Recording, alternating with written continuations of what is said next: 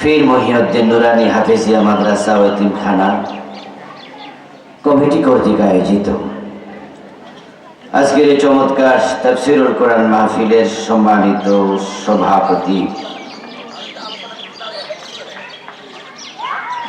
মুহতারাম আলহাজ মোহাম্মদ নজরুল ইসলাম মন্ডল সাহেব, আজকের প্রোগ্রামের সম্মানিত প্রধান অতিথি শহীদি কাফেলা বাংলাদেশ জামাত ইসলামীর রংপুর জেলা শাখার সম্মানিত আমির, বিশিষ্ট রাজনীতিবিদ ও সমাজসেবক, অত্র সংসদীয় আসনের আগামী দিনের আশা আকাঙ্ক্ষার প্রতীক মুহতারাম অধ্যাপক গোলাম রব্বানী, আল্লাহ তাআলা ভাইকে কোরআনের কথা বাংলাদেশের জাতীয় সংসদে গিয়ে বলার তৌফিক দান করুন। আজকের মাহফিলের সম্মানিত আলোচক মুহতারাম মাওলানা হারুন রশিদ আনসারী সাহেব, মুহতারাম মাওলানা হাফেজ নাসরুল ইসলাম সাহেব সহ অন্যান্য সম্মানিত উলামায়ে হযরত, জনাব রুহুল আমিন রোমান সাহেব, মাওলানা এনামুল হক সাহেব, মাওলানা মোহাম্মদ আব্দুল মালিক সাহেব সহ আমন্ত্রিত অতিথিবৃন্দ, ইসলাম প্রিয় তৌহিদি জনতা, পর্দার অন্তরালের সতী সাধবী সম্মানিতা মা ও বোনেরা, প্রিয় দিনী ভাইয়েরা, আপনারা কেমন আছেন? মাশাআল্লাহ, আল্লাহ ভালো রাখুন, আমাদের সকলকে সুস্থ রাখুন, যতদিন বাঁচিয়ে রাখবেন সকলকে ঈমানের সাথে বাঁচিয়ে রাখুন, আমিন। আল্লাহ তাআলা লাখো কোটি শুকরিয়া, যিনি আমাদেরকে ভর দুপুর বেলায় দুনিয়ার হাজারো ব্যস্ততা থাকার পরেও, কাজকর্ম থাকার পরেও কোরআনের আহ্বানে, কোরআনেরই ময়দানে শরীক হওয়ার তৌফিক দিলেন। আমাদেরকে যিনি সুস্থ রাখলেন, আমরা শুরুতে তাকে কৃতজ্ঞতা জানাই, শুকরিয়া জানাই, কালিমাত শুকর করি সকলে মিলে জোরে জোরে একবার আলহামদুলিল্লাহ।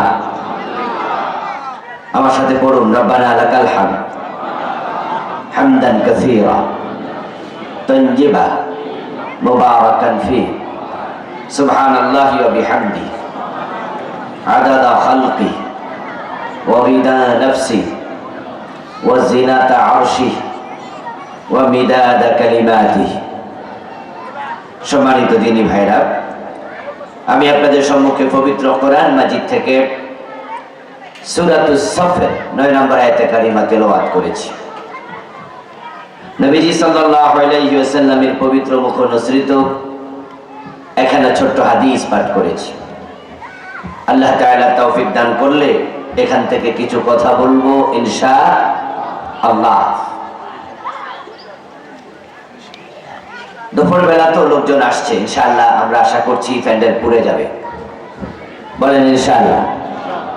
কিন্তু আপনারা যেভাবে বসছেন ফাঁকা ফাঁকা, এভাবে বসা অসুন্দর আর কি। যারা আসবে তারা রোদে বসা লাগবে কিছুক্ষণ পর, আপনারা যদি একটু একটু আগাতেন দেখতেও সুন্দর লাগতো, মাজমাটা জমতো। কাছাকাছি বসলে চোখে চোখ রেখে কথা বলা, আই কন্ট্যাক্ট হলে কথার মাঝে আলাদা একটি স্বাদ তৈরি হয়, ভালো লাগে। আমরা অনুরোধ করছি, অনেকে নড়াচড়া করছেন, ধন্যবাদ। আর যারা গাছের শিকড়ের মতো নিজ দিকে শিকড় গেড়ে বসে গেলেন, কি বা করার আছে আমাদের? আর একটু নড়াচড়া দেন, ফাঁকা জায়গা ফিল আপ করেন। খালি জায়গা পাইলে সেখানেও কিন্তু আরেকজন বসে, তিনি কে? সে কে? হ্যাঁ, আমরা শয়তানকে বসতে দিতে চাই না, যে বসে জানে বাস। প্রিয় দিনী ভাইরা, আমরা সূরাতুস সাফের 9 নম্বর আয়াতে কারিমা তেলাওয়াত করলাম। এই আয়াতে কারিমার আলোচ্য বিষয়, প্রতিপাদ্য হলো নবীজির জীবনের লক্ষ্য উদ্দেশ্য। নবীজিকে আল্লাহ তাআলা পৃথিবীতে পাঠিয়েছেন, পাঠানোর পিছনে আল্লাহর কোনো লক্ষ্য নাই। আল্লাহ কি বিনা প্রয়োজনে কোনো কাজ করে? কোনো কাজই আল্লাহ বিনা প্রয়োজনে করেন না। আরবিতে বিখ্যাত একটি প্রবাদ আছে, ফেলুল হাকিম, লা ইয়াখলু আনিল হিকমাহ। আল্লাহ মহাবিজ্ঞানী, উনার কোনো কাজ হিকমতের খেলাফ হয় না। ছোটখাটো কাজও আমাদের চোখে যাহা, আল্লাহর চোখে এর মাঝেও নিশ্চয় কোনো হিকমত আছে। আর নবীজির মতো মহামানবকে আল্লাহ পৃথিবীতে পাঠালেন, নিশ্চয় এখানে বড় কোনো উদ্দেশ্য রয়েছে। রাসূলুল্লাহ সাল্লাল্লাহু আলাইহি ওয়াসাল্লামকে আল্লাহ তাআলা কেন পাঠালেন পৃথিবীতে, এটা আমাদের জানার প্রয়োজন আছে কি? নবীজি মানা, নবীজিকে ফলো করা, উনাকে অনুসরণ করে চলা, এটা আমাদের জন্য নফল না ফরজ? তো নবীকে মানা যদি ফরজ হয়, আগে মানা না আগে জানা? সিরিয়ালে কোনটা আগে? আমল আগে না এলেম আগে? মাশাআল্লাহ, কথা বলতে হবে। এলেম আগে না আমল আগে? এই জন্য কোরআনে যত আয়াত নাজিল হয়েছে, এক নাম্বারটা ছিল ইকরা বিসমি রাব্বিকাল্লাযী খালাক। ইকরা শব্দের অর্থ কি? পড়ো। আপনি যদি কিছু জানতে চান, জানার সাথে পড়ার সম্পর্ক প্রগাঢ়, ওতপ্রোত।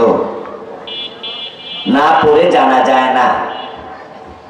আমরা যারাই কিছু কম বেশি জানছি, আমরাও লেখাপড়া করে জানছি। শুনে শুনে যাহা জানা হয় তার মাঝে ঘাটতি থাকে, এজন্য পড়তে হয়। এখন নবীজিকে না জানলে আপনি মানবেন কেমনে? তো জানতে হবে তাকে। তো নবীজি দুনিয়া কেন এসেছেন সেটাই জানলেন না? যে কোনো জিনিসের কাজ আগে না লক্ষ্য নির্ধারণ আগে? এই ভাইয়ের, আপনারা কথা বললে আমি বুঝবো যে আমি কোন ডিজাইনে কথা বলা উচিত, বুঝাইতে পারতেছি কিনা। চুপ না থেকে কথায় শরীক হন। প্ল্যান আগে হয় না কাজ শুরু আগে হয়? হ্যাঁ, কারণ আপনি যদি প্ল্যান ছাড়া কাজ করেন, সে কাজটা ভালো কাজ হবে না, সুচারু কাজ হবে না। এই জন্য আমরা আগে প্ল্যান করি যে কেন এটা করব, ডিজাইনটা কি হবে, সবকিছুর আগে পরিকল্পনা। তো নবীজিকে আল্লাহ কেন পাঠালেন? আল্লাহর প্ল্যানটা কি ছিল, লক্ষ্যটা কি ছিল? এটা আল্লাহ তাআলা কোরআন মাজিদের 3টা সূরাতে বলেছে। কয় সূরা? সূরা সাফ আয়াত নাম্বার 9, সূরাতুল ফাতহ আয়াত নাম্বার 28, সূরাতুত তাওবা আয়াত নাম্বার 33। কয়টা সূরা? 3টা সূরার ভিন্ন 3টা আয়াতে একই কথা আল্লাহ 3 বার বলেছেন। ফাবিআইয়ি আলাই রাব্বিকুমা তুকাজ্জিবান, এটাকে আল্লাহ একবার বলছেন আরো বেশি। সূরা রহমানে 31 বার বলছেন। আকিমুস সালাহ ওয়া আতুজ যাকাত একবার বলছেন না বেশি? একই কথা আল্লাহ বেশি বলে কথার গুরুত্ব বোঝানোর জন্য। নবীজিকে পৃথিবীতে কেন পাঠিয়েছেন এটা 3 বার বলেছেন, 3টি সূরাতে 3টি আয়াতে।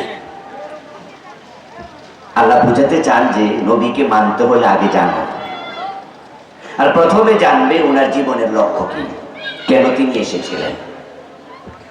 তাহলে নবীজির জীবনের লক্ষ্য জানার পর তোমরাও ঠিক নবীকে অনুসরণ করে তোমাদের জীবনের লক্ষ্য সেটাকে বানাতে হবে। নবীজি যা বলেছেন আমরা তাই বলবো, নবীজি যা করেছেন আমরা তাই করব। নবী সাল্লাল্লাহু আলাইহি ওয়াসাল্লামের জীবনের লক্ষ্য যেটা, আমরা সেটাকে জীবনের লক্ষ্য বানাবো। মানুষ যখন নবীজি সাল্লাল্লাহু আলাইহি ওয়াসাল্লামকে অনুসরণ করে জীবন সাজাবে, নবীজি বলেছেন সে আমার সাথে জান্নাতে ঢুকবে। আমরা জান্নাতে যেতে চাই, এটা আমাদের লক্ষ্য। আমাদের সকল কাজের পিছনে উদ্দেশ্য একটাই, আল্লাহর সন্তুষ্টি, এর মাধ্যমে জান্নাত। এই জন্য আমরা শীতের ফজরেও নামাজ কাজা করি না। উত্তরবঙ্গ তো মাঝে মাঝে 8 পয়েন্টে চলে আসে টেম্পারেচার, 8 ডিগ্রি 9 ডিগ্রি তো চলে আসে কখনো কখনো। প্রচন্ড শীতকাল। পৃথিবীর কোনো কোনো দেশে -10 -15 বরফ পড়ে, শুনেছেন? এটাও শুনে নাই নাকি উত্তরবঙ্গের লোকেরা? শুনেছেন বরফ পড়ে পৃথিবীতে? আচ্ছা ওদের দেশে মুসলমান কি ফজরের নামাজ পড়ে না? আচ্ছা আমাদের দেশে বরফ পড়লে আমরা কি নামাজ কাজা করতাম? কেন এই কষ্টে? শীতের মাঝে নামাজ, উদ্দেশ্য আল্লাহর জান্নাত। চৈত্র মাসে আমরা রোজা রাখি, দিন যত বড়ই হোক। রিক্সা চালাইও রোজা ভাঙে না, এমন দুইজন রিক্সাওয়ালা আছে না? কেন এত কষ্ট? আল্লাহর জান্নাত। আল্লাহর জান্নাত পাওয়ার জন্য যুদ্ধের মাঠে গিয়ে হাসতে হাসতে জীবন দিয়েছে কত মুজাহিদের নাম আমরা জানি। ঠিক বাংলাদেশে আমরা আল্লাহর কিছু বান্দাকে দেখেছি আল্লাহর জান্নাত পাওয়ার জন্য, তাকে খুশি করার জন্য হাসতে হাসতে ফাঁসির মঞ্চে চলে গিয়েছে। জালেমদের সাথে কোনো আপোষ করেন নাই। আল্লাহর জান্নাতের জন্য আমরা জান দিতে প্রস্তুত। উদ্দেশ্য সবকিছুই যা, কিন্তু জান্নাত যেন মিস না হয়, ঠিক না? তো নবীজি বলছেন উনাকে অনুসরণ করে জীবন সাজাইলে উনার সাথে জান্নাতে যাওয়া যাবে। জান্নাত কি চাইলে পাওয়া যায়? জান্নাতে যেতে হলে নবীর সাথে নিজের জীবন আদর্শ মিলাতে হবে, কর্মে মিলাতে হবে। চাইলে যদি জান্নাত পাওয়া যেত হিন্দুরাও জান্নাত পেত, কারণ হিন্দুরাও স্বর্গে যাইতে চায়, চায় না? বাপ মরলে বাপের নামের আগে কি লেখে জানেন তো? বলেন না কি লেখে হিন্দুরা? স্বর্গীয় মানে কি? স্বর্গে যাবে না, গেছে গা, অলরেডি গেছে। কি শখ! আমরা দোয়া করি আল্লাহ আমার বাবারে জান্নাত দাও, আর হের বাবার নামের আগে লেখে স্বর্গীয় দুলাল চন্দ্র দাস। এর মানে দোয়া টোয়া দরকার নাই, অলরেডি কই গেছে গা, স্বর্গে চলে গেছে। স্বর্গ আর জান্নাত জিনিস কি দুইটা না একটা? যারা জানেন তারা বলেন তো দেখি। ভুল বললে বলেন, অসুবিধা নেই, আমরা মাইন্ড করবো না, সংশোধন করবো। স্বর্গ আর জান্নাত দুই জিনিস না এক জিনিস? এক জিনিস, ইয়েস। আরবিতে বলে জান্নাত, ফার্সিতে বলে বেহেশত, বাংলায় বলে বাগান।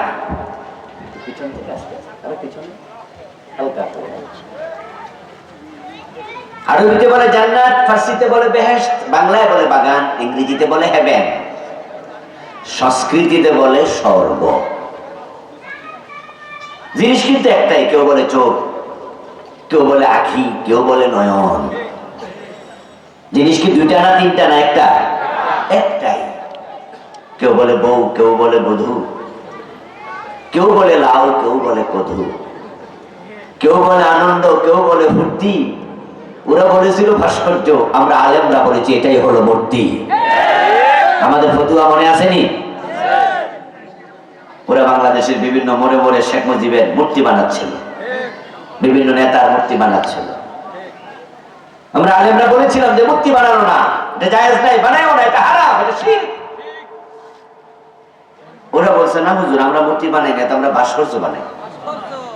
নাম চেঞ্জ করছে, আগে সুদ খাইতো এখন ইন্টারেস্ট খায়, আগে বাংলা খাইতো এখন কি দিয়ে খায়? ইংরেজিতে খায়। আমাদের কথা শুনলে আজকের এই বেজ্জতি আর কপালে আসতো না। আমরা বলেছি মূর্তি বানাইও না, ভাস্কর্যের নাম দিয়ে বানাইছে, আর জুলাই বিপ্লবের পরবর্তীর গলায় রশি লাগাইয়া মাটিতে ফেলা হয়েছে। কোনটার মাথা উঠে পাবলিক কাম সারছে, এক নাম্বার চান্স পাইলে দুই নাম্বারটাও করতো। শব্দের পরিবর্তন আর কিছু নয়, তারা স্বর্গে যেতে চায় হিন্দুরা। কিন্তু বলুন তো, ঈমান না আনলে জান্নাত পাওয়া যায়? রাসূলকে না মানলে জান্নাতে যাওয়া যায়? তো নাম লিখলেই স্বর্গীয় হয় না রে আমার দোস্ত। قال رسول الله صلى الله عليه وسلم من أحب سنتي فقد أحبني ومن أحبني كان معي في الجنة। নবীজি বলছেন যে আমার জীবন আদর্শ সুন্নাহকে ভালোবাসে সে আমি নবীকেই ভালোবাসলো, আর যে আমার সুন্নাহকে ভালোবাসার মাধ্যমে আমার ভালোবাসার প্রমাণ দিল কানা মাই ফিল জান্নাহ, সে আমার সাথে জান্নাতে থাকবে। তো নবীকে না জানলে মানবেন কেমনে? উনার জীবনটা ইসলাম। উনার জীবনটা কি? উনি হচ্ছে জীবন্ত ইসলাম, জীবন্ত কোরআন। উনি যা করেছেন, উনি যা বলেছেন, যেভাবে করেছেন, যখন করেছেন, উম্মত সেভাবে করবে, তাহলে জান্নাত পাবে। উনার সাথে লাইফ স্টাইল, জীবনটা পুরা জীবন না মিললে সুন্নাহ ফলোকারী হয় না। নবীজি মাগরিবের ফরজ পড়েছেন কয় রাকাত? এতগুলো লোক টাকাইয়া কথা বলাতে পারতেছে না, আমি তো হয়রান হয়ে যাবো। মাগরিবের ফরজ কয় রাকাত? আচ্ছা, আপনি যদি 4 রাকাত পড়েন সওয়াব একটু বেশি হবে, ঠিক না? কি হবে? বাতিল। কেন? নবীজির সাথে মিলে নাই। নামাজ ভালো জিনিস, আপনি 1 রাকাত আরো বাড়াইয়া পড়ছেন, কিন্তু বাতিল হওয়ার কারণ শুধু একটা, নবীজি পড়েছেন মাগরিবের ফরজ 3, আপনি বেশি পড়লেন কেন? আচ্ছা, কেউ যদি 2 রাকাত পড়ে মাগরিবে সালাম ফিরা, সে সওয়াব পাবে 60%, ঠিক না? 50 না বাতিল? তো 2 রাকাত পড়ছিল, এই 2 রাকাত নবীজির সাথে মিলে নাই, এই তো বাদ। তাহলে কি বুঝলেন? নবীজিকে অনুসরণ করতেই হবে।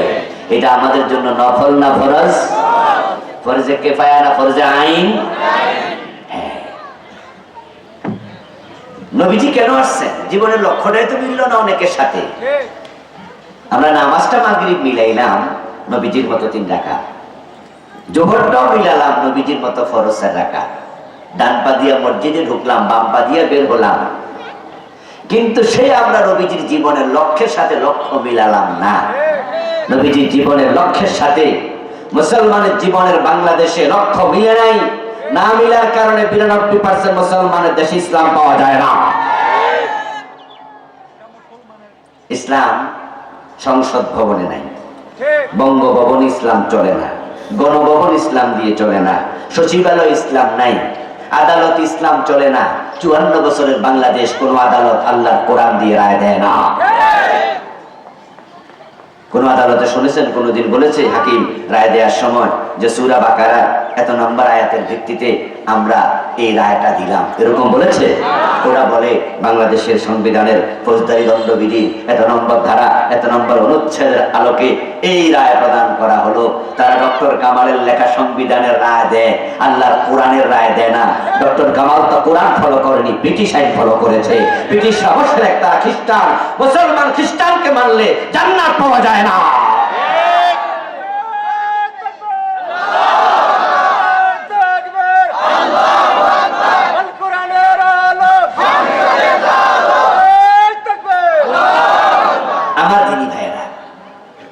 নবীজি সাল্লাল্লাহু আলাইহি ওয়াসাল্লামকে অনুসরণ করা ফরজ। এই অনুসরণটা কি আংশিক হবে না পুরো জীবনে হবে? ইয়েস। জীবনের বটম থেকে টপ, রান্নাঘর থেকে সংসদ ভবন, ব্যক্তি জীবন থেকে আন্তর্জাতিক বলয়, আমরা থাকবো যেখানে ইসলাম থাকবে সেখানে। নবীজিকে জীবনের সব জায়গায় মানতে হবে অবশ্যই। কিন্তু আমাদের সমস্যা হলো আমরা জান্নাতেও যেতে চাই, নবীজিকেও মানতে চাই, কিন্তু আবার নিজের সুবিধাও চাই। সুন্নাহ মানবো ততক্ষণ সুবিধা আছে, ইসলাম মানবো সেখানে ঝুঁকি নাই। যেটা মানতে গেলে, যেটা বলতে গেলে মাইর খাওয়া লাগবে, জেলে যাওয়া লাগবে, ওখানে আমরা অনেকে পিছলে যাই। এই জন্য দেখবেন যে আপনি বলেন যে আসেন না আমরা 5 ওয়াক্ত নামাজ পড়ি, রাজি আছেননি? সবাই বলবো রাজি। চলেন ভাই রোজা রাখবেন, চলেন ভাই তাহলে আসেন ইসলাম দিয়ে দেশ চালাই। হুজুর এত ঝামেলায় আমি নাই।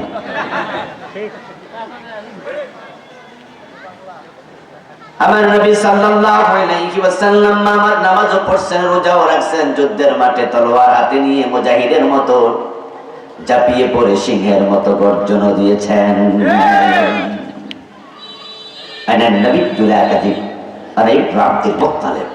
যুদ্ধের মাঠে সিংহের মতো গর্জন দিয়ে নবীজি কথা বলেছিলেন।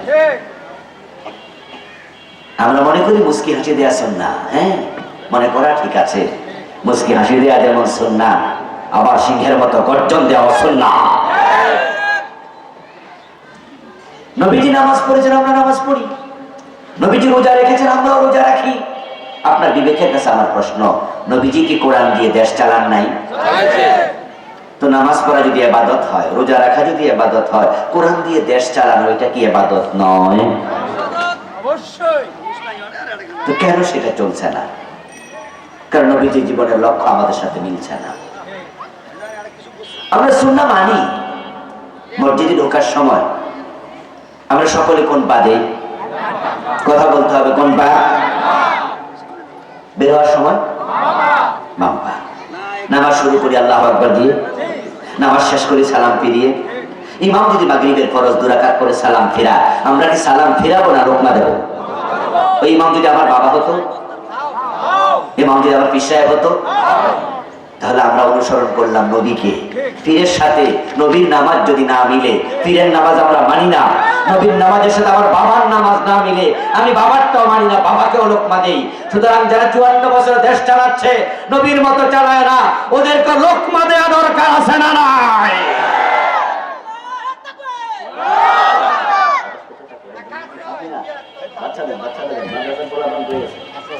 এই অল্প বয়সে পোলাপান আসো বাতাস করো, না হয় কিন্তু বরদোয়া দিলে বিয়ে করতে পারবা না।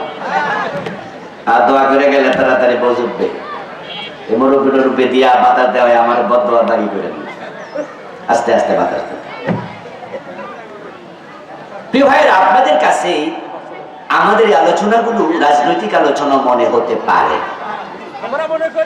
কেউ কেউ বলতে পারেন, যে হুজুররা আবার এইসব ওয়াজ করে কেন? ঠিক আমার দোস্ত, হ্যাঁ, আপাত দৃষ্টিতে মনে হতে পারে নির্বাচনের সময় আমরাও ভোট দেই, আপনারাও ভোট দেন। আমরা হুজুররাও রাজনীতি করি, আপনারাও রাজনীতি করেন। আমরা এমপি হই, মন্ত্রী হই, চেয়ারম্যান হই, মেম্বার হই, আপনারাও হন। আপাত দৃষ্টিতে মনে হয় আপনার রাজনীতি আমার রাজনীতি একরকম, কিন্তু আল্লাহর কসম মোটেও একরকম না। দেখতে একরকম, কিন্তু পার্থক্য হচ্ছে চিন্তা। আপনি রাজনীতি করছেন পেটের জন্য, বিদেশে বাড়ি বানানোর জন্য, পকেট ভর্তি করার জন্য, দেশের টাকা লুট করার জন্য, অপব্যবহার, ক্ষমতার অপব্যবহারের জন্য। আর আমার রাজনীতি শুধু আল্লাহর কোরআনকে ক্ষমতায় নেওয়ার জন্য।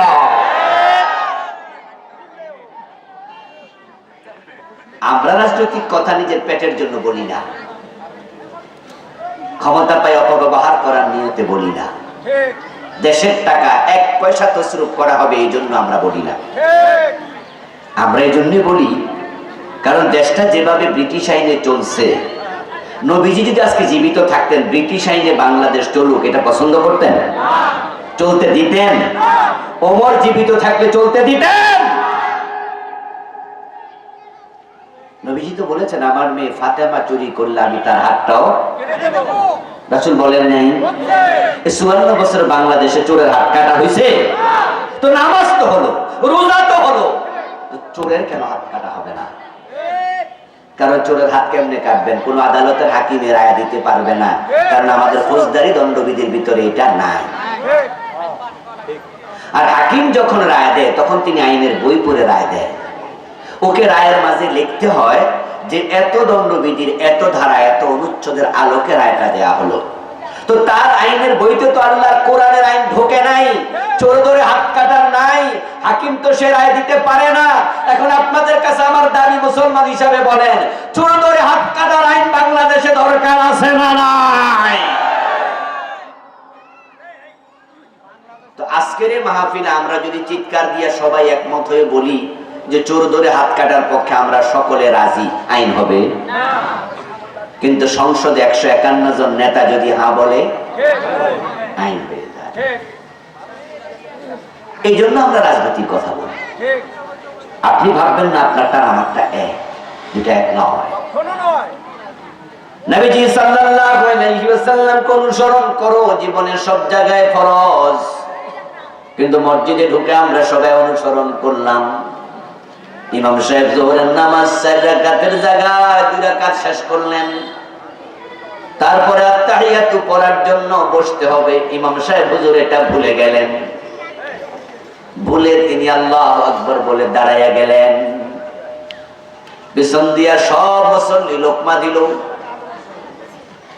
ওই মসজিদে জজ কোর্ট সাহেবও ছিল, জজ কোর্টের মসজিদ, জজ সাহেবও ছিল, ম্যাজিস্ট্রেটেরাও যোহরের নামাজে 4-5 জন ছিল। নামাজি ম্যাজিস্ট্রেট নাই? জজ আছে, নামাজ পড়ে।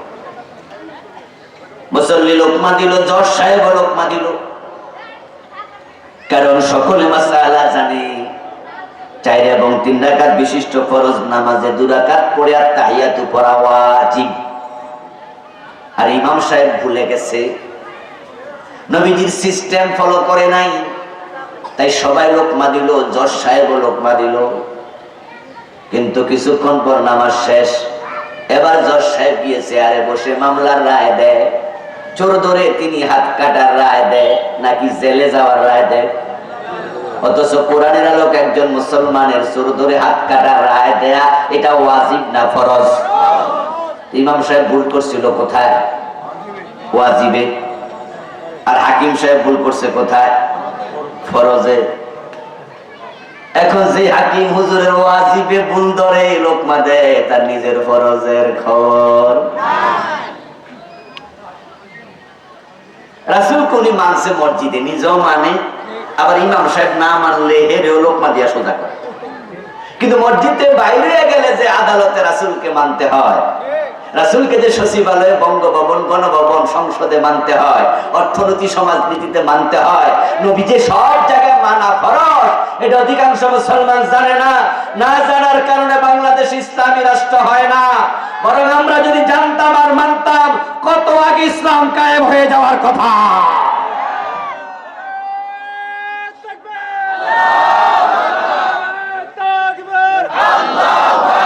সমস্যার সমাধান দিতে পারে আল কোরআন।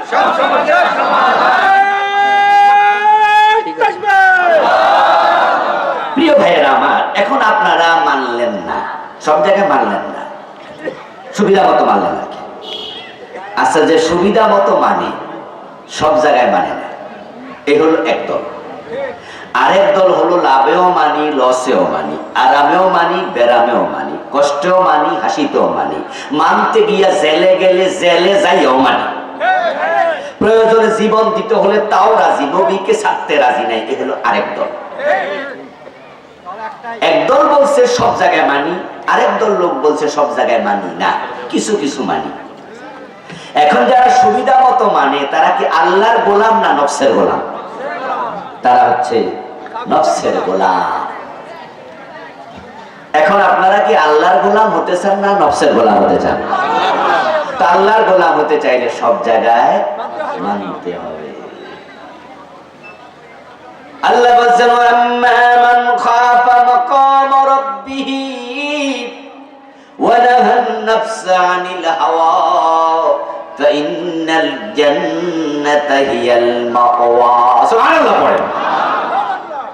যে আল্লাহর মাকামকে ভয় করে এবং নিজের নফস যা চায় তা করে না, আল্লাহর গোলামি করে, ফাইন্নাল জান্নাতা হিয়াল মাওয়া, তার জন্যই জান্নাত রাখা হয়েছে।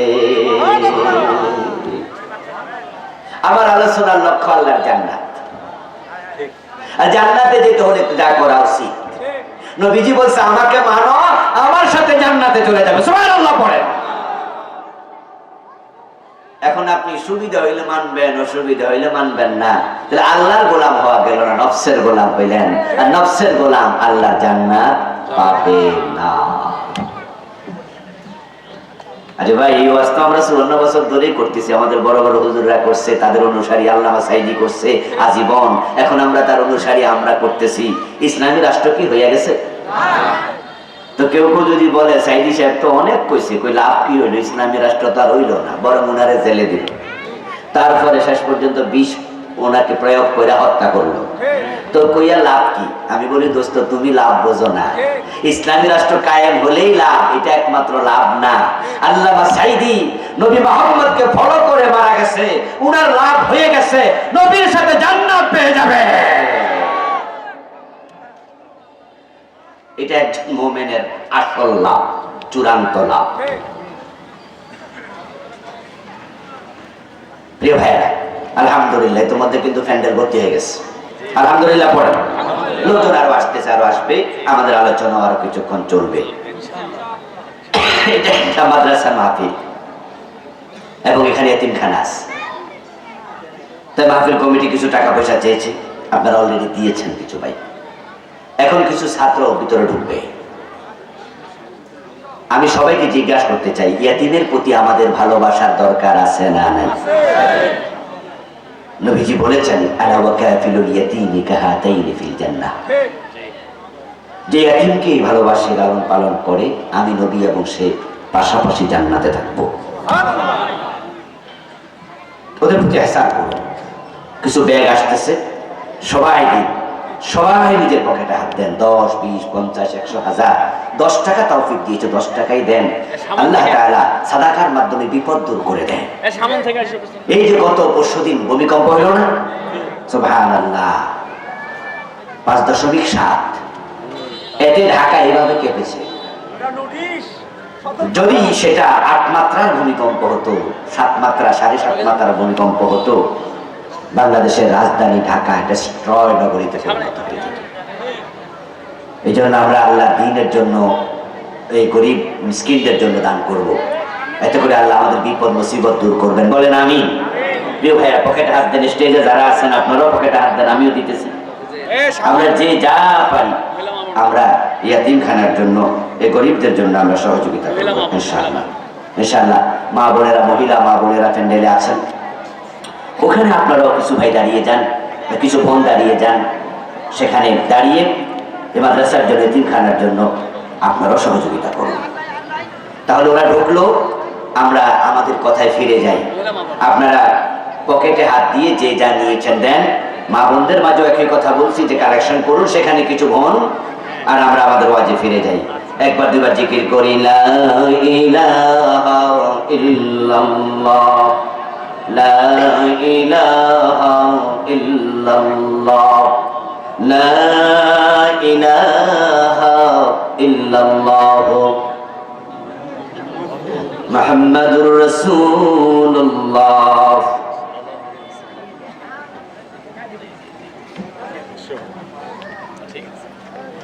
আমার প্রিয় ভাইরা, নবীজি সাল্লাল্লাহু আলাইহি ওয়াসাল্লামকে অনুসরণ করলে জান্নাত পাওয়া যায়। তা আমরা বলছিলাম যে জান্নাত পাইতে হলে নবীজিকে সুবিধা মতো মানা যাবে না, পুরা জীবনে মানতে হবে। আচ্ছা, আপনাদের কাছে আমার প্রশ্ন, আমরা টয়লেটে ঢুকতে কি নবীকে মানি না? আমরা বাম পা দিয়ে ঢুকি, নির্দিষ্ট দোয়া পড়ি। আবার বের হতে আমরা নির্দিষ্ট দোয়া পড়ি, ডান পা দিয়ে বের হই। আমরা খাওয়ার সময় কি বাম হাতে না খাই না ডান হাতে? নবীজি খাইছেন কোন হাতে? দেখেন, আমরা চুল কাটতে নবীজিকে ফলো করি, দাড়ি রাখতে ফলো করি, ঘুমাতে গিয়ে ভাবি ডান কাতে না বাম কাতে। আমরা বিয়ে করার সময় দুজন সাক্ষী কমপক্ষে রাখি। আমরা ইয়াজিদ কবরে নবীকে ফলো করি। নবীজিকে যদি সব জায়গায় মানতে হয়, দেশ চালানোর সময় নবীজিকে মানা দরকার আছে না নাই? কিন্তু আপনি তো এটা বুঝতেছেন না। আমরা বুঝাইতে চেষ্টা করছি, বলতে বলতে আমরা সকলে চলে যাব। একদিন কেউ আমরা থাকবো না, কিন্তু আল্লাহর সামনে হাজির হয়ে আপনি বলতে পারবেন না যে আলেমরা আমাদেরকে এটা বলে না। সবগুলো এখানে নিয়ে শেষ হয়ে যায়। নবীজি সাল্লাল্লাহু আলাইহি ওয়াসাল্লামকে আল্লাহ কেন পাঠালেন এবার শুনুন। আল্লাহ তাআলা বলেন, হুয়াল্লাযী আরসালা রাসূলাহু